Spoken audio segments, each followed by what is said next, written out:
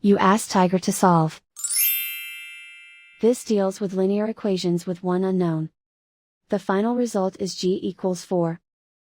Let's solve it step by step. Group all constants on the right side of the equation. Add 1 to both sides.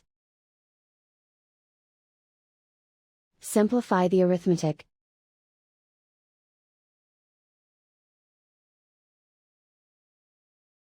Isolate the g.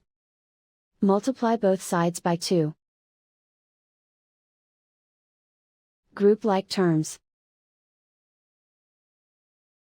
Multiply the coefficients. Simplify the fraction. Simplify the arithmetic. And so the final result is g equals 4.